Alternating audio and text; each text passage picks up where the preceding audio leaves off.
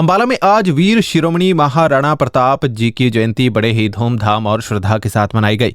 इस मौके पर हरियाणा के कैबिनेट मंत्री अनिल विज ने अंबाला छावनी के सदर चौक पर स्थापित महाराणा प्रताप की भव्य प्रतिमा का अनावरण किया। कार्यक्रम में भारी संख्या में लोगों ने पहुंचकर वीर महाराणा प्रताप को श्रद्धांजलि अर्पित की। इस दौरान पूरे क्षेत्र में देशभक्ति और शौर्य का माहौल देखने को मिला। कार्यक्रम में मौजूद लोगों ने महाराणा प्रताप के आदर्शों को याद करते हुए उनके साहस और बलिदान को नमन किया। वहीं कैबिनेट मंत्री अनिल विज ने कहा कि महाराणा प्रताप देश के गौरव और स्वाभिमान के प्रतीक हैं, जिनसे युवाओं को प्रेरणा लेनी चाहिए। कार्यक्रम के दौरान लोगों में खासा उत्साह देखने को मिला और जयकारों के बीच प्रतिमा अनावरण समारोह संपन्न हुआ। धन्य हो गई है कि मुझे उस महामानव के बारे में बोलने का अवसर मिल रहा है जिसका नाम लेते ही शिराओं में रक्त का संचार तीव्र हो जाता है। वह नाम जिसने महलों के वैभव को ठुकराकर जंगलों की खाक छानना स्वीकार किया, लेकिन किसी भी विदेशी अग्रता के आगे सर झुकाना स्वीकार नहीं किया, मस्तक झुकाना स्वीकार नहीं किया। उसका नाम है हिंद केसरी महाराणा प्रताप।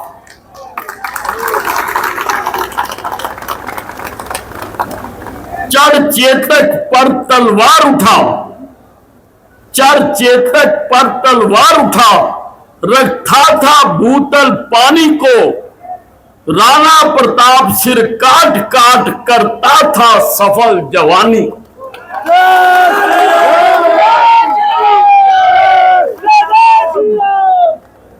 चढ़ चेतक पर तलवार उठाओ, रखता था भूतल पानी को, राणा प्रताप सिर काट काट करता था सफल जवानी को। मैंने यहां सदर बाजार के मुख्य चौक पर केवल एक प्रतिमा ही नहीं लगाई है, बल्कि मैंने तो यहां सदा जलते रहने वाली एक मशाल जगा दी है।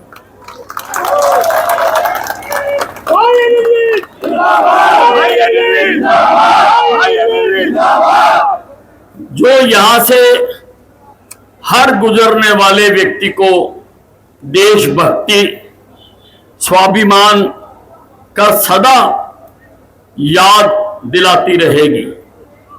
अंबाला छावनी वैसे भी सारे देश में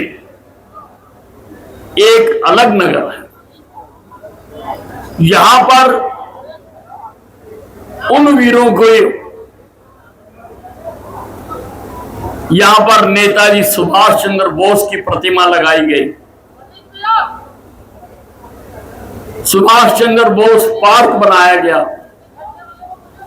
यहां पर भगत सिंह की प्रतिमा लगाई गई और जल्दी ही उसके साथ राजगुरु और सुखदेव की प्रतिमा भी हम लगाने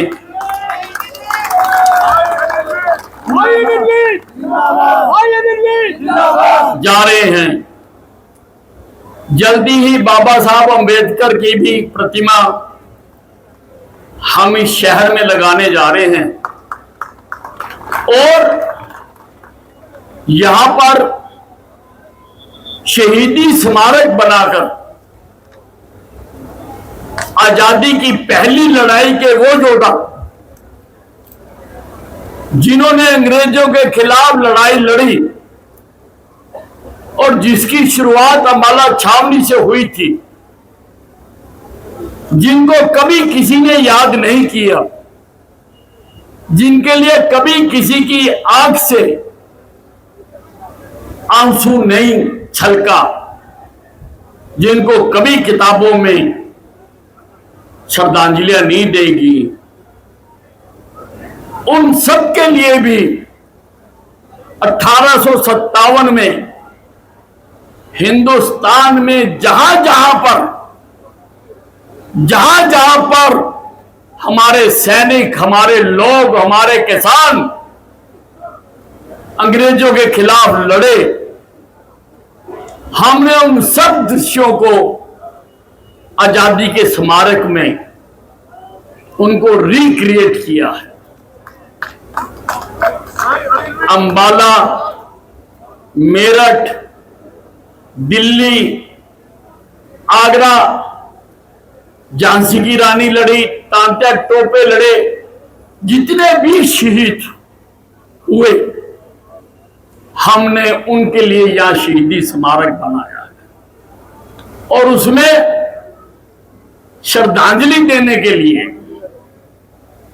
जो युगों से हमारे से एक गलती होती आ रही, उसको सुधारने के लिए, श्रद्धांजलि देने के लिए भी एक श्रद्धांजलि स्थान बनाया गया है, जहां हर आदमी जाकर अपने उन अनसंग हीरोज को श्रद्धांजलि दे सके। अंबाला की यह विशिष्ट पहचान है। आज का दिन हमारे लिए केवल एक मूर्ति के अनावरण का दिन नहीं है, बल्कि यह उस शौर्य, स्वाभिमान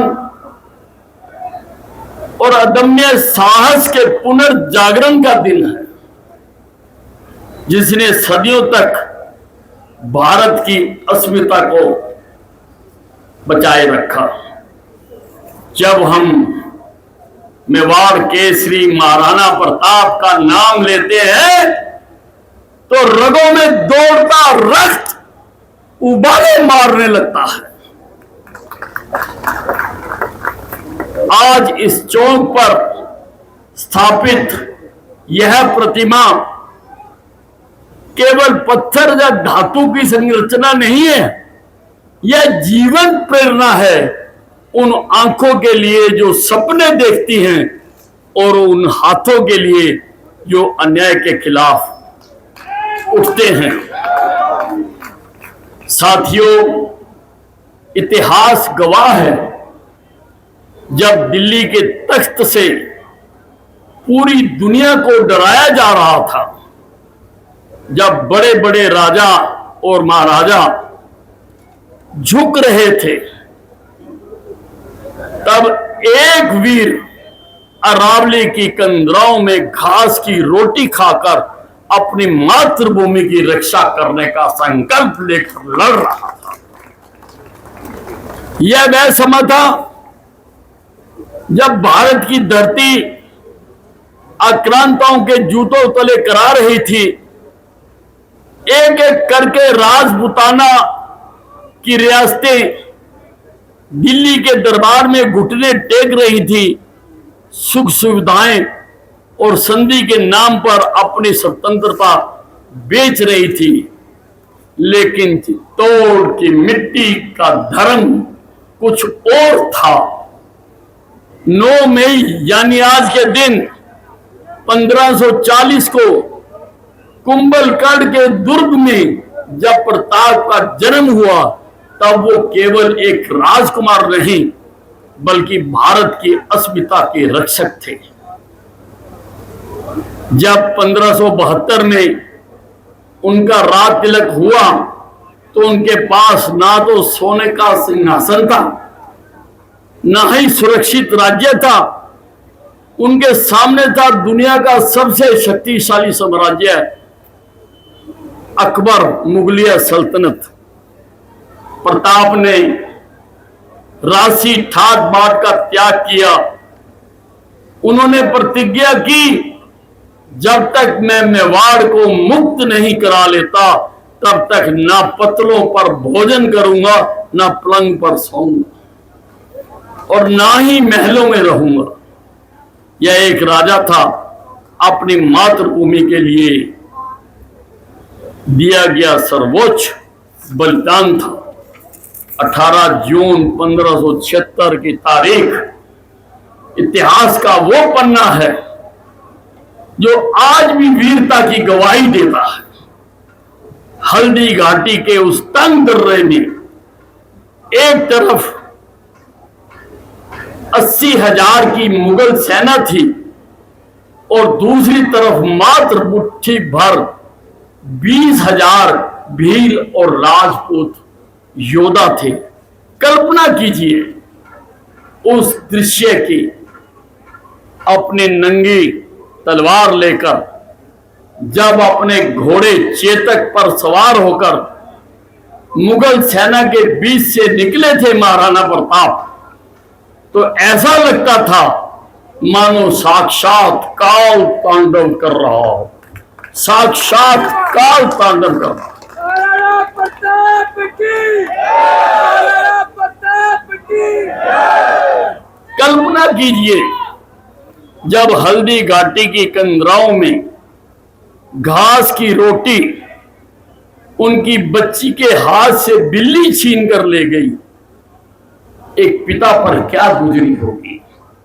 लेकिन वो पिता कमजोर नहीं पड़ा, उसने अपने संकल्प को और मजबूत किया कि वो विदेशी आक्रांताओं के आगे झुकेगा नहीं और अपनी धरती के प्रति, अपनी मां भारती के प्रति अपने फर्ज को पूरा करेगा। हल्दी घाटी के मैदान में जब चेतक ने नाला लांगा था तो वह केवल एक घोड़ा नहीं बल्कि हवाओं से बात करने वाला राष्ट्रवाद था। प्रताप की तलवार जब चलती थी वह केवल मुगल सेना पर नहीं बल्कि गुलामी की मानसिकता पर चलती थी। साथियों, हमें किताबों में पढ़ाया गया अकबर महान,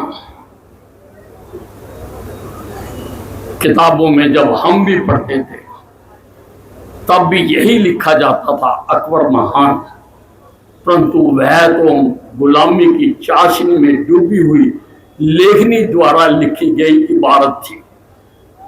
अकबर महान नहीं था, महान है महाराणा प्रताप।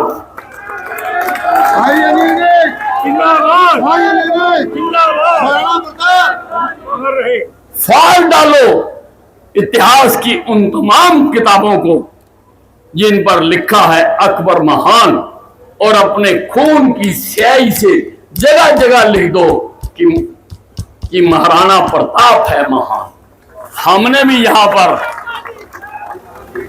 महाराणा प्रताप द ग्रेट लिखा है, क्योंकि हम किसी आक्रांता को महान नहीं मान सकते। हम जिसने इतने जुल्म किए हमारे देश पर, हम उसको महान नहीं मान सकते। ये तो गुलामी की मानसिकता थी, और आजादी के बाद भी जो सरकारें आई उनकी अंग्रेजों की मानसिकता में वो डूबी हुई थी, उन्होंने इसको दुरुस्त नहीं किया। वह भी अकबर महान लिखती रही, लेकिन आज के बाद कहीं पर भी अकबर द ग्रेट नहीं लिखा जाएगा, लिखा जाएगा राणा प्रताप द ग्रेट। अक्सर लोग पूछते हैं कि 16वीं सदी के योद्धा की आज क्या जरूरत है। सवाल उठता है, ये तो 1540 के आसपास की सारी घटना है। मैं कहता हूं आज उनकी जरूरत सबसे ज्यादा है। प्रताप ने जंगलों में रहकर अपने अस्त्र शस्त्र खुद तैयार किए। आज मोदी जी हिंदुस्तान को आत्मनिर्भर बनाने की बात कहते हैं। इसकी महाराणा प्रताप से प्रेरणा ली जा सकती है कि महाराणा प्रताप ने अपने सारे शास्त्र खुद तैयार किए, भील भाइयों को संगठित किया।